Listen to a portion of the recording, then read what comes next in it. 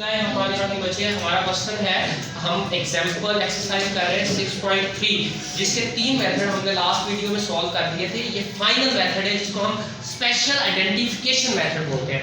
इस मेथड के तहत बच्चे होता क्या है कि आपको पता होता है कि आपने कौन सी इन्वेंट्री में से कितने यूनिट सेल किए हैं, कौन सी इन्वेंट्री में से कितने यूनिट सेल किए हैं, ये सारी आपको डिटेल गिवन है और ये स्पेशल आइडेंटिफिकेशन के लिए अलग से ये डाटा आपको क्वेश्चन में ही गिवन है। अगर हम फॉर्मेट बना लें तो ये हमारे पास कुछ इस तरह से होता है बच्चे। यहाँ पे सबसे पहले क्या आ जाएगी, डेट, यहाँ पे परचेज और सेल्स और बैलेंस वाला कॉलम बन जाएगा। और यहाँ पे बच्चे ये लाइन लगा के यहाँ पे लिख ले स्पेशल आइडेंटिफिकेशन, मैं जस्ट SI लिखा है, date, purchase goods, CGS mean cost of goods sold, और बैलेंस इन्वेंट्री। ठीक है बच्चे।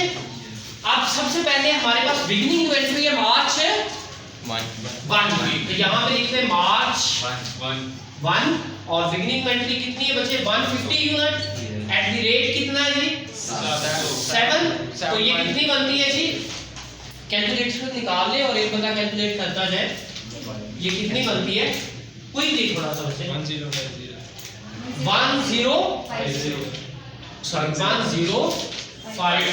राइट।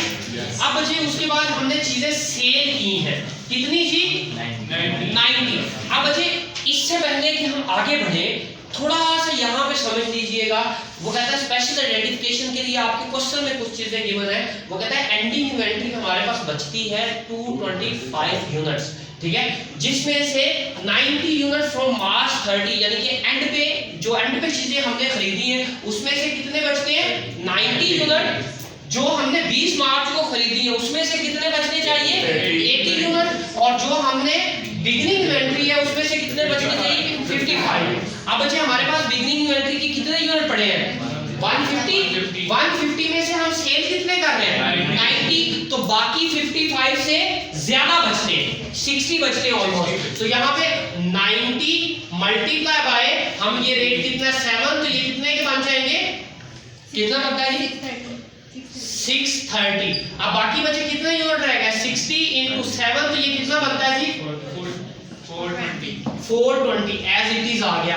अब बच्चे नेक्स्ट में हमने फिर क्या किया जी, यूनिट्स परचेज किए कब, ये डेट क्या थी 10 मार्च 10 और देन है 20 मार्च, हमने कितने यूनिट परचेज किए 220 एट द रेट 6, तो ये कितना बनता है जी 1320।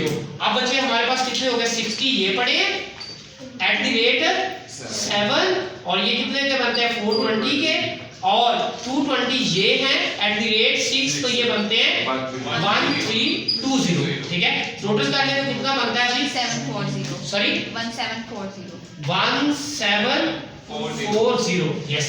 ठीक है, अब बच्चे हमारे पास नेक्स्ट हमने क्या किया 25 को सेल्स की हैं, कितने यूनिट सेल किए 145। ठीक है, अब बच्चे इसको ध्यान से थोड़ा सा समझिएगा, हमने 145 यूनिट सेल किए हैं और यहाँ पे वो कहता है कि जो बिगिनिंग इन्वेंट्री है इसमें से हमारे कितने यूनिट बचने चाहिए 55, यानी कि 5 यूनिट इसमें से हम सेल कर सकते हैं। तो सबसे पहले तो 5 ये बेचे ना, किस रेट से 7 के हिसाब से $35 यस।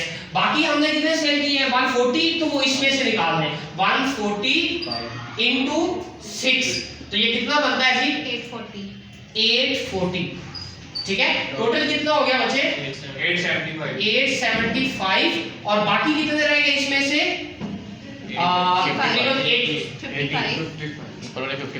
55 शाबाश into 7 is equal कितना बनता है जी 385 और इसमें से कितने रह गए, इसमें से कितने सेल हुए हैं 140 निकल गया 60 80 into 6, तो ये कितना बनता है जी 480। टोटल कितने हो गए बच्चे 865।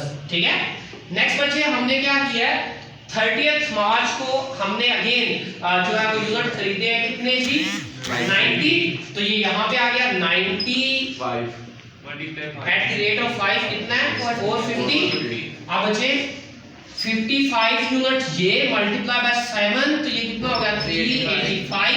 अब बचे वो कहता है बिगिनिंग इन्वेंटरी के कितने यूनिट पड़े हुए हैं एंडिंग इन्वेंटरी में 55, हमने भी कितने लिख दिए हैं 55। और वो कहता है और ये कितने 80 एट द रेट ऑफ 60 और 80 उसने क्या कहा है 20 मार्च वाली में से कितने बचने चाहिए 80, हमने भी कितने बचा दिए उसमें से 80। और जो अभी परचेज किए हैं इसमें कितने 90 मल्टीप्लाई बाय 5 तो ये कितने है जी 450। और उसने कितने कहा था ये 90 एज इट इज चाहिए। तीनों को ऐड करने तो बचे ये आपके पास कितना बनता है जी 1315। ठीक है, ये बचे आपकी एंडिंग इन्वेंटरी है। इन दोनों को ऐड कर ले तो इसको हम क्या बोलते हैं सीजीएस। ये वाली वैल्यू बचे और ये वाली वैल्यू, ये क्या है जो चीजें हमने बेची है उनकी कॉस्ट, ये वैल्यू कितनी आती है बच्चे $1505। ठीक है, और ये बचे आपकी एंडिंग इन्वेंटरी है, इसको क्या कहते हैं एंडिंग या क्लोजिंग इन्वेंटरी। जी बच्चे किसी का कोई सवाल हो? Thank you very much.